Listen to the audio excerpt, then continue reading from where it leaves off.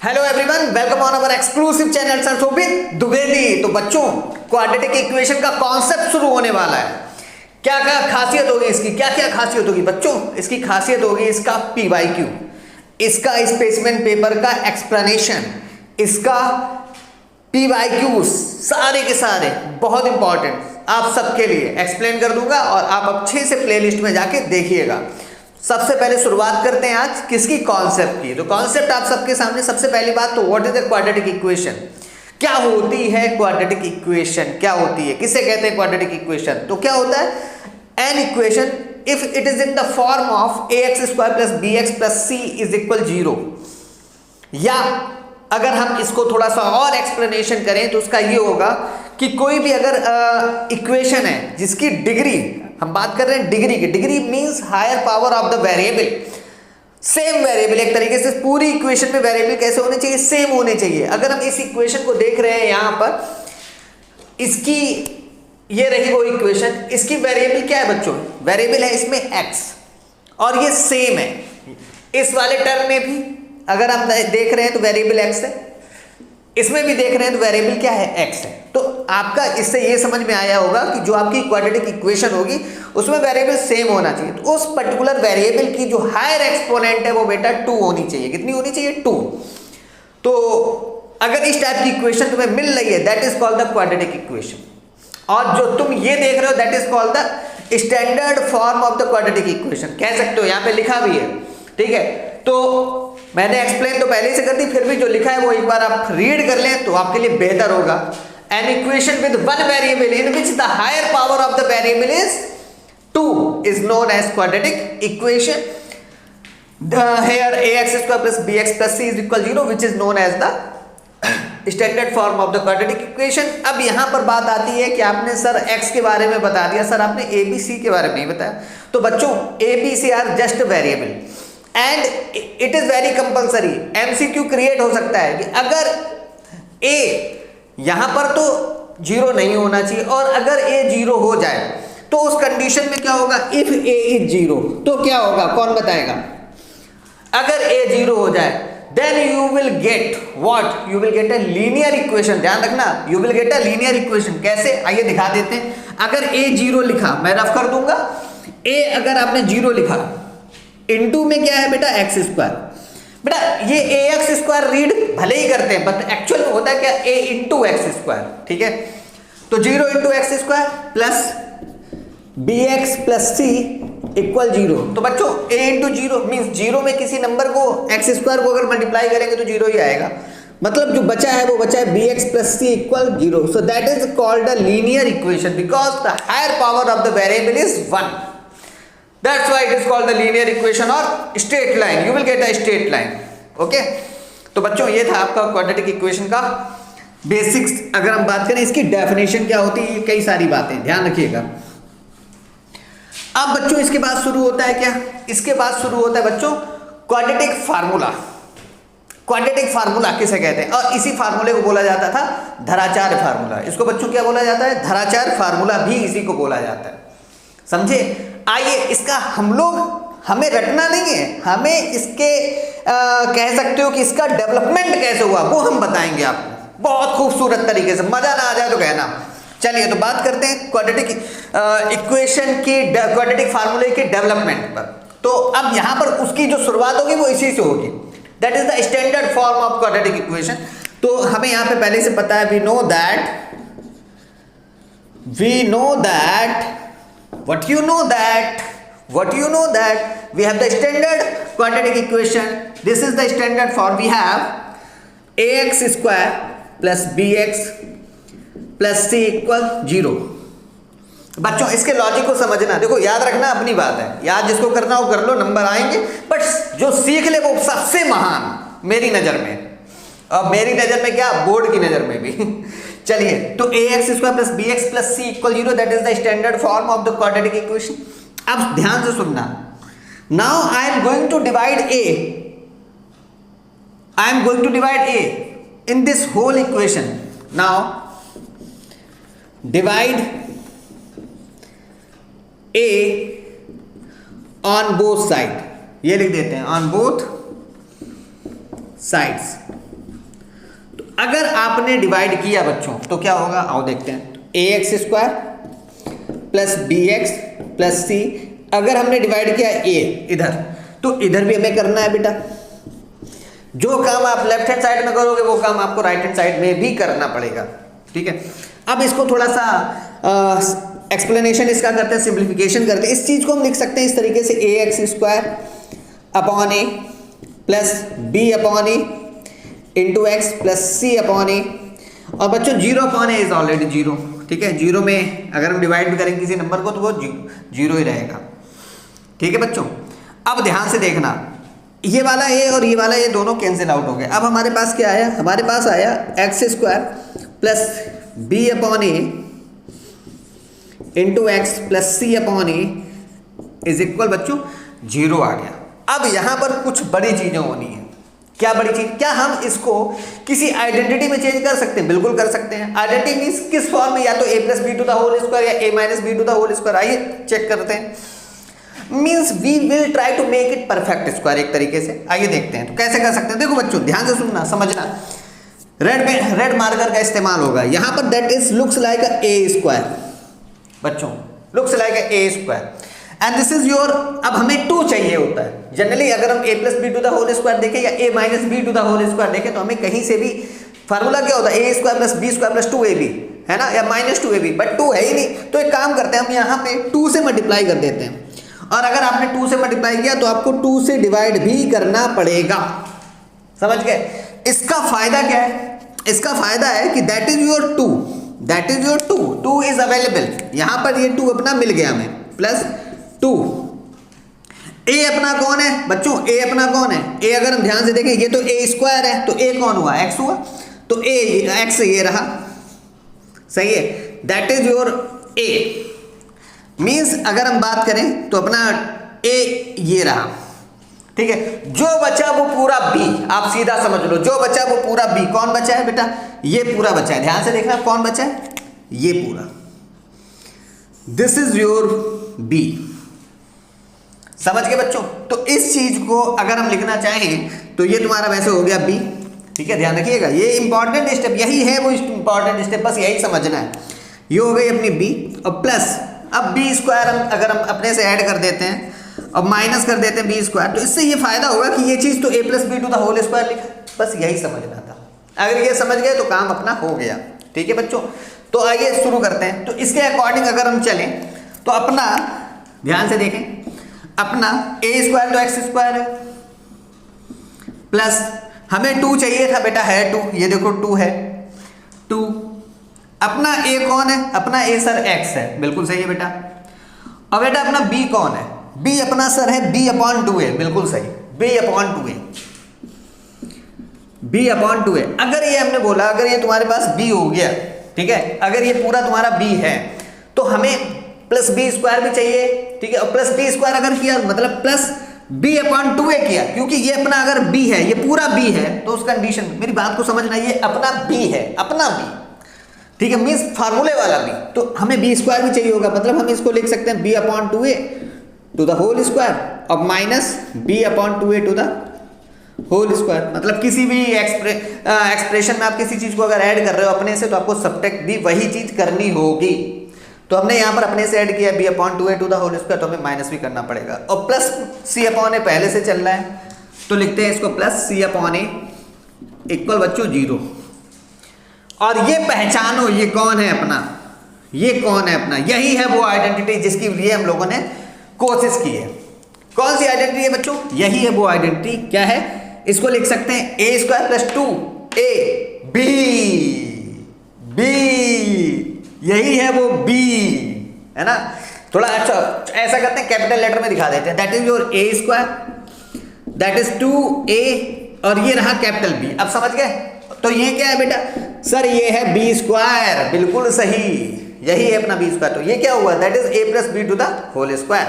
तो लिखते हैं इसको a फॉर है x प्लस b फॉर बेटा, b four b upon 2a to the whole square. Okay, उधर क्या है, उस जो भी है उसको ट्रांसपोज कर देते हैं। दैट इज इसको ट्रांसपोज करें तो ये हो गया अपना क्या, ये निगेटिव है, इसको ट्रांसपोज करोगे तो ये हो जाएगा b upon 2a to the whole square सही है। और ये पॉजिटिव सी अपॉन ए, इसको ट्रांसपोज करेंगे that is minus C upon A. ठीक है बच्चों, अब आ जाओ इसको ओपन करते हैं, इधर चलने दो इसको, x plus B upon 2a to the whole square, और इधर बच्चों ओपन करें तो ये हो गया b square upon 2a to the whole square is 4a square minus c upon a। ठीक है बच्चों, बताओ एलसीएम क्या होगा? एलसीएम सर होगा, एलसीएम क्या होगा बच्चों? इस कंडीशन में एलसीएम होगा क्या? लोएस्ट कॉमन मल्टीपल इस कंडीशन में क्या होगा? देखो सुनो ध्यान से, 4a स्क्वायर होगा। ऐसा एलसीएम वो होगा जो दोनों डिनोमिनेटर से डिविजिबल हो। ठीक है, वो है 4a स्क्वायर। अब सीधा सा तुम लोग इधर देख रहे हो, ये अगर एलसीएम है, एलसीएम को डिवाइड करते हैं डिनोमिनेटर से। 4a स्क्वायर को डिवाइड किया, 4a स्क्वायर से आएगा 1, और 1 को मल्टीप्लाई करते हो न्यूमरेटर से, न्यूमरेटर मींस b स्क्वायर से, तो 1 into b square that is b square minus बच्चों 4a square divided by a, मतलब 4a square divided by a, तो बेटा a से ये पावर कैंसिल हो गया, 4a बचा, और 4a को मल्टीप्लाई करोगे c से, दैट इज 4ac। सही है बच्चों, तो अब तक जो आया है वो आया है x plus B upon 2a to the whole square. सही है, अगर हम तुमसे कहें कि बेटा अगर ये इस तरीके से है तो बताओ x plus B upon 2a क्या होगा? क्या बताओगे? तो रूट बोलोगे सर, रूट में बिल्कुल सही सोच रहे हो, B square minus 4ac upon में 4a स्क्वायर। बट एक बात बताओ, रूट के साथ साथ यहाँ पर प्लस माइनस भी तो होगा, ये क्यों भूल गए आप? ये बहुत इंपॉर्टेंट चीज़ थी, एक बार देख लीजिए, पूरा क्लियर कर लीजिए, समझ लीजिए, फिर बताइए। मैं एक बार चेक कर लूँ किसी को किसी तरह की दिक्कत नहीं है, कोई दिक्कत नहीं, बेहतरीन चल रहा है, बहुत बढ़िया। चलो तो बच्चों लास्ट स्टेप पर आ रहे हैं हम लोग, देखो ध्यान से, लास्ट स्टेप क्या बची? अगर हम x की वैल्यू चाहें, मतलब हमें यहाँ पर x चाहिए था, means we need to find out the value of x। बच्चों इसी को बोलते हैं सॉल्यूशन ऑफ x। जो भी x की वैल्यू आएगी this is called the solution of x। इसी को बोलते हैं बेटा zeros of equation. Zeros of x नहीं बोलेंगे, zeros of quadratic equation, solution of the equation. x की वैल्यू को क्या क्या बोलते हैं? ठीक है, तो पहले आने जा रहा है x इक्वल, अगर हम देखें तो भाई पॉजिटिव है, इसको ट्रांसपोज किया तो minus B upon 2a, minus B upon 2a plus minus under root B square minus 4ac upon 4a square. बच्चों अब इस स्टेप को हम यहां पर लिख दे रहे हैं, ठीक है, अपना इस ऊपर लिख देते हैं, ऊपर, ठीक है, हमें कोई जरूरत भी नहीं है, ऊपर लिख देते हैं। ठीक है बच्चों, ध्यान से देखते रहना, बस जल्दी करो, बहुत जल्दी बहुत जल्दी। ठीक बेटा, यहाँ पे थोड़ा सा सही कर दे, चलो। हाँ, अब ध्यान से देखो, ये चीज आ गया x equal minus B upon 2a, क्या आया बेटा?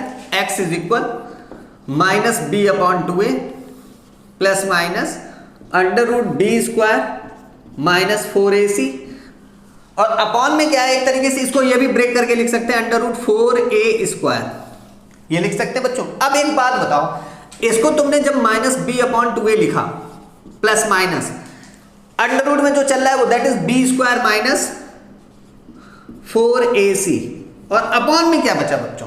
अपॉन में क्या बचा जल्दी बताओ? अपॉन में रूट 4a स्क्वायर है तो रूट 4 को बाहर लाएंगे 2 बचा, अब रूट में a स्क्वायर है तो वो भी बाहर आ गया, a बचा।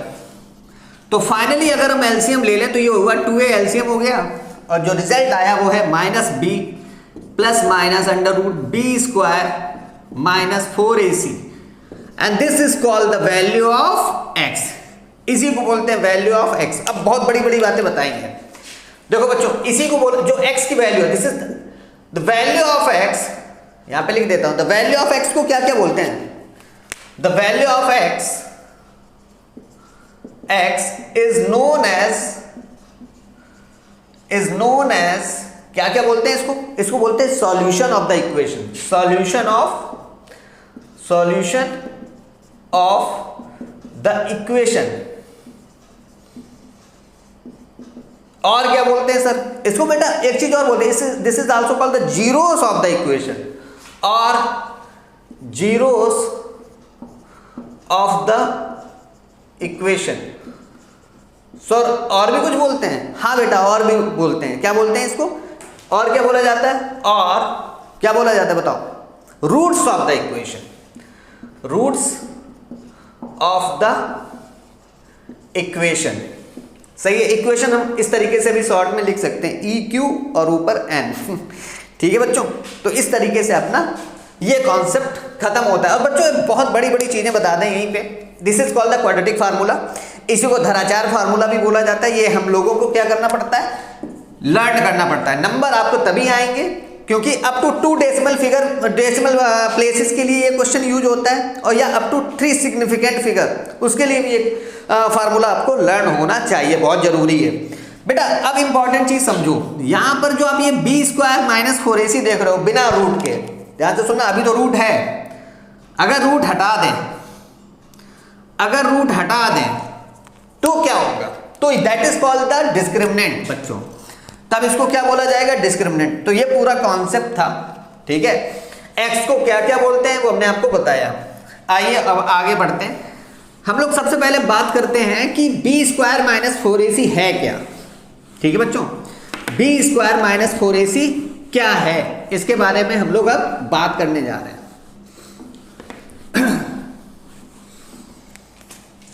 देखते हैं यहां पे बच्चों d is equal b² minus 4ac, हम लोग ये लिखते हैं। अब what is d, d is called discriminant. d क्या है बच्चों, d इज कॉल्ड डिस्क्रिमिनेंट। क्या काम होता है डिस्क्रिमिनेंट का, d इज कॉल्ड, लिख देता हूं, d is called discriminant, discriminant, सही है।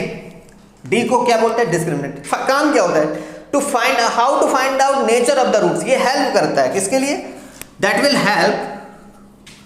Help for finding the nature of roots, it will help for finding the nature of roots, बहुत हेल्प करता है। अब यहां पर सुन लो ध्यान से। अब अगर बच्चों, बहुत इंपॉर्टेंट चीज बताने जा रहा हूं, बहुत इंपॉर्टेंट, 4 पॉइंट हो गए, 4 पॉइंट, और 4 पॉइंट मतलब समझ लो बिल्कुल हम कहेंगे कतई जहर है, बहुत इंपॉर्टेंट है। ये कह सकते हैं। अगर d तुम्हारा डिस्क्रिमिनेंट अगर तुम्हारा 0 हो जाए तो क्या होगा, ये तुम्हें सोचना होगा। अगर d तुम्हारा ग्रेटर देन 0 हो जाए तो क्या होगा, ठीक है। अगर d तुम्हारा लेस देन 0 हो जाए तो क्या होगा, और सबसे लास्ट अति महत्वपूर्ण, वेरी वेरी इंपॉर्टेंट, कि अगर d ग्रेटर देन और इक्वल 0 हो जाए तो क्या होगा। आइए, सबसे ज्यादा इंपॉर्टेंट ये और ये भी है, बट इसको हम लोग ज्यादा इंपॉर्टेंस नहीं देते ना, बोर्ड ने कभी दिया, ठीक है। चलिए, अगर d इक्वल 0 है तो इसका मतलब हुआ जो इसके रूट्स होंगे, अगर हम रूट्स बोलें, जीरोस बोलें या सॉल्यूशन बोलें, बात एक ही है, हमने ऊपर लिख दिया है, ठीक है, ध्यान से समझ लेना। तो अगर d इक्वल 0 है तो roots are real and equal. सबसे बड़ी चीज, अगर कह दिया जाए कि roots are real and equal तो समझ लेना कि d जो है वो तुम्हारा 0 है, ठीक है। और लिख दिया जाए मीन्स कुछ इस तरीके से, आप ऐसे कह सकते हो कि इफ रूट्स आर, थोड़ा उल्टा हो गया, if roots are real and equal then d equal 0, ठीक है। दूसरी चीज कि अगर यहां वाला केस, यहां वाला लिखेंगे, if roots are real and distinct, roots are real and distinct means different, means अलग अलग, तो उस कंडीशन में जो d होगा that is greater than 0, ठीक है। लास्ट वाला if, लास्ट वाला नहीं, सेकेंड लास्ट वाला, if roots are इमेजिनरी, अगर रूट्स कैसे हो जाए, इमेजिनरी और निगेटिव अगर बोल दिया जाए तो d, ध्यान रखना, d जो होगा वो लेस देन 0 होगा। और बिल्कुल लास्ट में अगर कहें कि इफ ये बहुत इंपॉर्टेंट है, इफ रूट्स आर रियल तब के लिए डी जो है वो कैसा होगा, ग्रेटर देन और इक्वल 0। बच्चों यहाँ पे कंफ्यूजन होती बच्चों को, सुनो ध्यान से। एक बात बताओ, अगर हमने रियल बोल दिया तो अब तुम सोचोगे कि सर आपने रियल बोल दिया, तो रियल का मतलब ये हो गया कि यहाँ पे रूट्स अगर रियल है क्या डिस्टिंक्ट है, क्या वो इक्वल है, ये तो कंफ्यूजन होगी। तो इसका मतलब आप यहाँ पर क्या लेंगे, इक्वल आपको लेना होगा, ठीक है। अगर रूट्स रियल और डिस्टिंक्ट हैं तो डी ग्रेटर देन 0 ले लो, बट जब लिख दिया केवल रियल है तो कंफ्यूजन हो गई, उस कंफ्यूजन को खत्म कर रहे हैं इक्वल लगा के, ठीक है। रियल तो है, अब यहाँ पर तो अगर रूट्स रियल है तो अब तुम दो बातें सोचोगे, क्या वो रूट्स इक्वल होंगे, क्या वो रूट्स डिफरेंट होंगे। तो उन दोनों के लिए मैंने ग्रेटर देन और इक्वल लिया है, ये बहुत इंपॉर्टेंट है, ठीक है। तो ये इस तरीके से आपका कॉन्सेप्ट खत्म होता है किसका, क्वाड्रेटिक इक्वेशन का। पूरा कॉन्सेप्ट ओवर हो गया इसी के साथ।